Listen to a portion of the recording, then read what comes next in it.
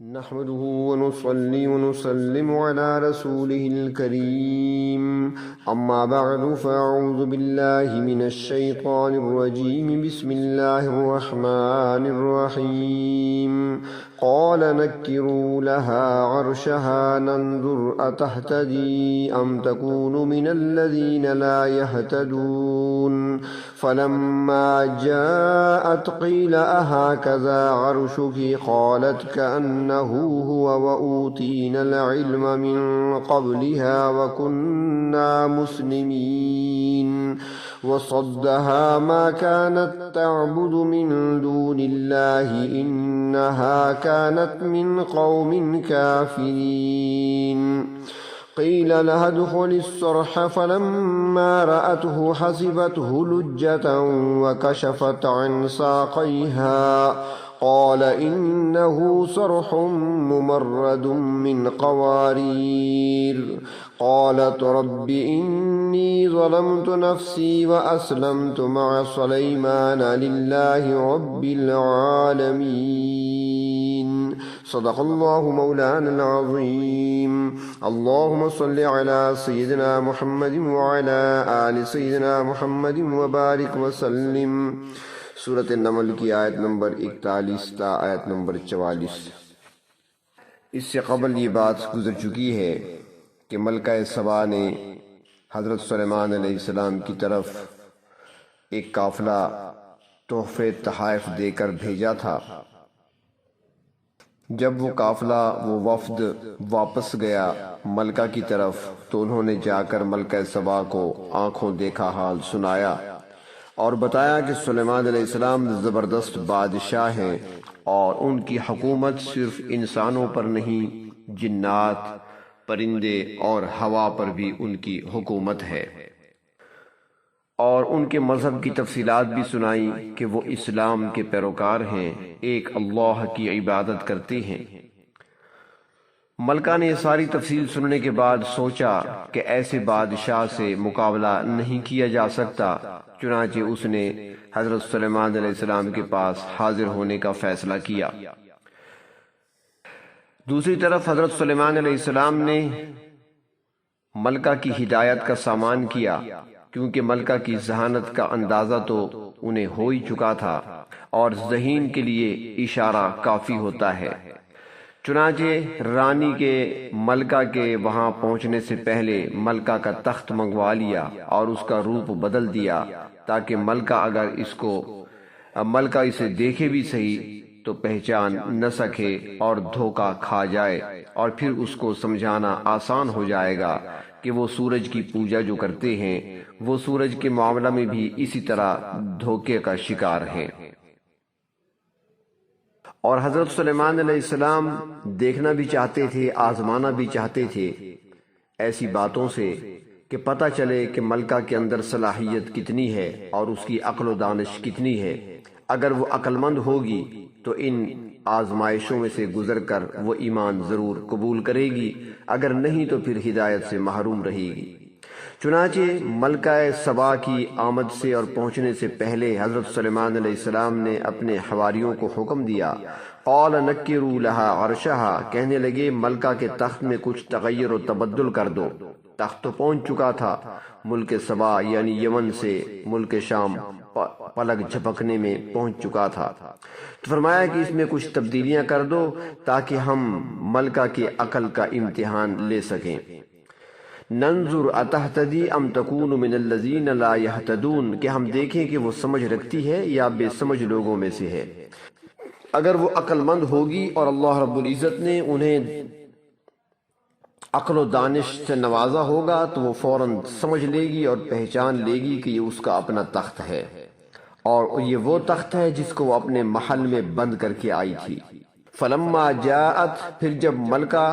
سلیمان علیہ السلام کے پاس پہنچ گئی تو حضرت سلیمان علیہ السلام کے دربار والوں نے بہت اچھے طریقے سے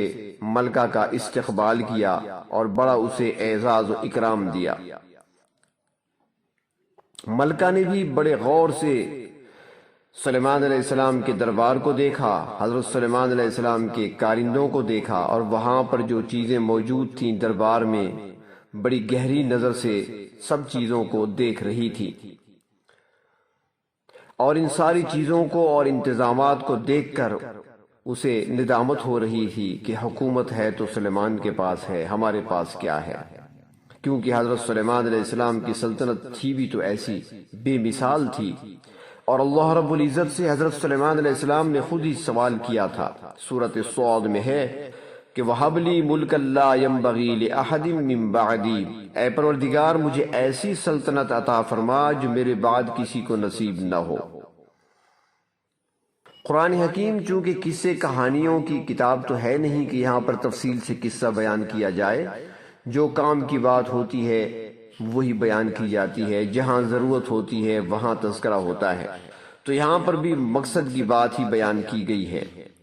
چونکہ ملکہ سبا کا امتحان لینا مقصود تھا تو حضرت سلیمان علیہ السلام نے اس سے سوال کیا، قیل اہٰذا عرشک، کہ دیکھو ہمارے پاس یہ تخت ہے، کیا تمہارا تخت بھی ایسا ہی ہے جس پر بیٹھ کر تم حکومت چلاتی ہو؟ قالت کأنہ ہو، وہ کہنے لگی گویا یہ تو ہو بہو ویسا ہی ہے۔ وہ سمجھ گئی کہ یہ تو وہی میرا تخت ہے جسے میں محل میں بند کر کے آئی ہوں، اور سلیمان علیہ السلام نے کچھ تبدیلی کر کے اسے میرے سامنے اب پیش کر دیا ہے۔ اور اس کے ساتھ ہی ملکہ سبا نے اعتراف بھی کیا، اس نے کہا وَأُوتِينَا الْعِلْمَ مِنْ قَبْلِهَا، اس بات کا علم تو ہمیں پہلے ہی ہو چکا ہے، ہم نے آپ کے کمال کے بارے میں اپنے وفد کے ذریعے سے پہلے ہی سن لیا ہے کہ اللہ تبارک و تعالی نے آپ کو بے مثال برتری عطا فرمائی ہے، اور یہ آپ کی اسی بات کا کرشمہ ہے۔ اس نے کہا کہ ہمیں معلوم ہو چکا ہے کہ آپ کی حکومت جنات اور ہوا پر بھی ہے، تو یقیناً آپ نے جنات کے ذریعے سے اس تخت کو منگوا لیا ہے، اور آج ہمارا تخت ہمارے پہنچنے سے پہلے آپ کے پاس موجود ہے، حالانکہ ہم اپنے محل میں اسے بند کر کے آئے تھے۔ تو وہ کہنے لگے وَكُنَّا مُسْلِمِينَ، اور ہم تو پہلے ہی سر تسلیم خم کر چکے تھے، ہم آپ کی صداقت کو تسلیم کر چکے ہیں۔ آپ بادشاہ تو ہیں لیکن دنیا کے عام بادشاہوں کی طرح نہیں ہیں، آپ کو جو فضائل اور جو کمالات ملے ہیں یہ اللہ کی طرف سے ہیں، اس لیے تو ہم نے جنگ کا راستہ اختیار نہیں کیا بلکہ ہم نے تسلیم و رضا کا راستہ اختیار کیا ہے، اور ہم اطاعت گزار ہو کر آپ کی خدمت میں حاضر ہوئے ہیں۔ مفسرین کرام فرماتی ہیں کہ یہاں پر ایک سوال پیدا ہو سکتا ہے کہ اگر ملکہ بلقیس ملکہ سبا اتنی ہی سمجھدار عورت تھی اور وہ حقیقت کو پہلے ہی سے جان چکی تھی تو پھر اس نے وہیں سے اس بات کا اظہار کیوں نہ کر لیا، سلیمان علیہ السلام کے پاس آ کر یہاں اسلام کیوں قبول کیا؟ تو اللہ تبارک و تعالی نے اس کی وجہ خود بیان فرمائی، فرمایا وَصَدَّهَا مَا كَانَتْ تَعْبُدُ مِن دُونِ اللَّهِ، فرمایا اس کو روک رکھا تھا ایمان لانے سے ان چیزوں نے جن کی وہ اللہ کے سوا عبادت کرتی تھی، انہا کانت من قوم کافرین، بے شک وہ کافر قوم کی ایک فرد تھی، یعنی کہ اس کافر قوم کے کفریہ اور شرکیہ رسم و رواج اور طریقوں نے ملکہ کو ایمان لانے سے روک لیا تھا۔ وہ اللہ کو چھوڑ کر سورج کی پرستش کرتی تھی اور اسی کو حق سمجھتی تھی۔ دیکھا جائے تو آج بھی ایسا ہے کہ اکثر لوگ اپنی جاہلانہ رسم و رواج میں پھنس جاتے ہیں اور پھر ہدایت سے محروم رہ جاتے ہیں۔ دیکھا جائے تو بعض قومیں بحیثیت قوم کے رسم و رواج میں پھنس کر اور رسم و رواج کی پابند ہو کر رائے حق سے محروم رہ گئی ہیں۔ تفسیر معالم العرفان میں ہے، فرماتے ہیں کہ حضرت مولانا شیخ الہند رحمۃ اللہ علیہ وَصَدَّهَا مَا كَانَتْ تَعْبُدُ مِن دُونِ اللَّهِ کا ترجمہ کرتے ہوئے ارشاد فرماتے ہیں کہ سلیمان علیہ السلام نے روک دیا اس عورت کو اس چیز سے جس کی وہ عبادت کرتی تھی اللہ کے سوا۔ تو حضرت سلیمان علیہ السلام نے بلقیس پر واضح کر دیا کہ اب کفر و شرک کی بات نہیں چلے گی، نہ سورج کی پوجا کی جائے گی، جو ایسا کرے گا پھر اس کو سزا ملے گی۔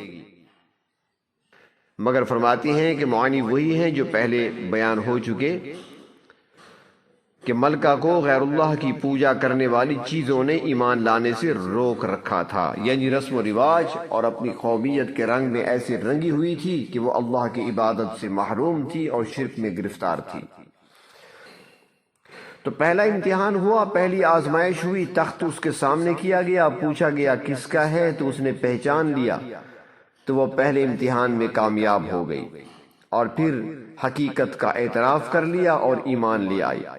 تو اب حضرت سلیمان علیہ السلام نے دوسرے امتحان میں اسے ڈالا۔ قیل لها ادخل الصرح، اس سے کہا گیا کہ اس محل میں داخل ہو جاؤ۔ فلما رأته، جب اس نے اندر داخل ہو کر دیکھا، حسبته لجہ، تو اس کو پانی کی موج گمان کیا۔ محل کا فرش اس طرح بنایا گیا تھا کہ ایسا لگتا تھا دیکھنے والے کو کہ یہ ایک پانی کا تالاب ہے جس میں مچھلیاں اچھل رہی ہیں، اور یقیناً جب پانی میں سے انسان گزرتا ہے تو اپنے کپڑے سمیٹ لیتا ہے تاکہ کپڑے میرے بھیگ نہ جائیں پانی میں۔ چنانچہ ملکہ نے بھی ایسا ہی کیا، وَكَشَفَتْ عَنْ سَاقَيْهَا، اپنی پنڈلیوں سے کپڑا اوپر اٹھا لیا۔ اس امتحان میں وہ ناکام ہو چکی تھی، کیونکہ اس نے پانی میں سے تو گزرنا ہی نہیں تھا، بلکہ اس نے تو شیشے کے بنے ہوئے فرش پر سے گزرنا تھا اور اس کے نیچے بہتا ہوا پانی نظر آ رہا تھا۔ قال انه صرح ممرد من قواریر، حضرت سلیمان علیہ السلام نے ملکہ سے کہا کہ تمہیں غلطی لگی ہے، پانی نہیں ہے بلکہ یہ محل ایسا ہے کہ اس میں شیشے اس طریقے سے جڑے ہوئے ہیں، یعنی محل کا فرش شیشے کا بنا ہوا ہے، اس کے اوپر سے گزرنا ہے، یہاں پر پنڈلیاں کھولنے کی ضرورت نہیں ہے، کپڑا اٹھانے کی ضرورت نہیں ہے۔ دیوان خاص یعنی شاہی خلوت خانہ، شاہی دربار میں نہر چلانے کا رواج یہ پرانے زمانے سے موجود ہے۔ تاریخ اس کے بارے میں بتاتی ہے، دریائے نیل سے فرعون کے دیوان خاص میں نہر جاتی تھی اور اسی میں بہہ کر حضرت موسیٰ علیہ السلام کا تابوت وہاں پہنچا تھا، جس کو فرعون کی بیوی نے اٹھا لیا تھا۔ اور اسی طرح تاریخ میں یہ بھی ہے کہ دہلی میں، ہندوستان میں جو لال قلعہ ہے، اس میں بھی دیوان خاص میں جمنا سے نہر چڑھائی گئی تھی۔ تو یہاں پر تو پانی نہیں تھا، اوپر شیشہ لگا ہوا تھا، نیچے سے پانی بہتا ہوا نظر آ رہا تھا۔ یہاں پر کچھ لوگ کہہ دیتے ہیں کہ پانی پر سے گزارنے کا مقصد تھا ایک حضرت سلیمان علیہ السلام کا، اور وہ یہ تھا کہ حضرت سلیمان علیہ السلام نے سن رکھا تھا کہ ملکہ بلقیس کی پنڈلیوں پر بہت زیادہ بال ہیں، کیونکہ ملکہ کی جو والدہ تھی اس کا تعلق جنات کے قبیلے سے تھا، تو وہ جنیہ کی بیٹی تھی، اس لیے پنڈلیوں پر بال زیادہ ہیں۔ سلیمان علیہ السلام یہ دیکھنا چاہتے تھے۔ یہ ایک ایسی روایتیں ہیں، تفسیری روایتیں ہیں جن کا حقیقت کے ساتھ کوئی تعلق نہیں ہے اور نہ ہی یقین سے ایسی بات کہی جا سکتی ہے۔ تو بہر طور جب ملکہ اس دوسرے امتحان میں ناکام ہو گئی تو پھر اسے اپنی کم مائگی کا احساس ہوا، تو قالت، وہ کہنے لگی، رب انی ظلمت نفسی، اے میرے پروردگار بے شک میں نے اپنی جان پر ظلم کیا ہے، میں اب تک کفر و شرک میں مبتلا رہی ہوں۔ کفر اور شرک حقیقت نہیں بلکہ ایک دھوکہ ہے۔ جس طرح ملکہ کو پانی کا دھوکہ لگا، اسی طرح کفار اور مشرکین کو بھی دھوکہ لگتا ہے۔ وہ چمکتی ہوئی چیز کو معبود سمجھ لیتے ہیں اور پھر ان کی تعظیم کرنے لگتے ہیں، ان کا اکرام کرنے لگتے ہیں، ان کے سامنے نظر و نیاز پیش کرنے لگتے ہیں، حالانکہ ان میں کوئی صلاحیت نہیں ہوتی، نہ ہی وہ اللہ تبارک و تعالی کی طرف سے ایسا کوئی حکم موجود ہوتا ہے۔ ملکہ سبا نے بھی ایسا دھوکہ کھایا، لیکن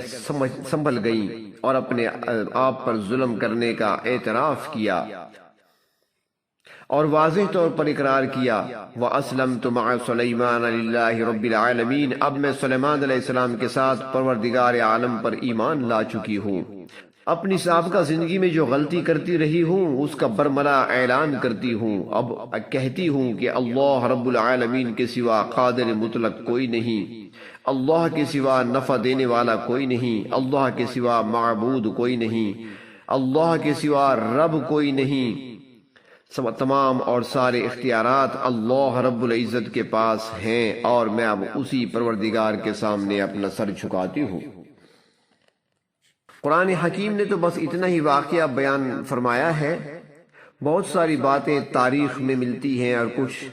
تفسیری روایات میں بھی ملتی ہیں، اور اس میں یہ بھی آتا ہے کہ ملکہ کا نکاح سلیمان علیہ السلام سے ہو گیا تھا۔ بعض کہتی ہیں ایسا نہیں ہوا تھا، کچھ کہتی ہیں کہ سلیمان علیہ السلام نے ملکہ کو اپنے وطن واپس لوٹا دیا تھا، اور ساتھ ہی یہ بھی فرمایا تھا کہ وہاں جا کر نکاح کر لینا،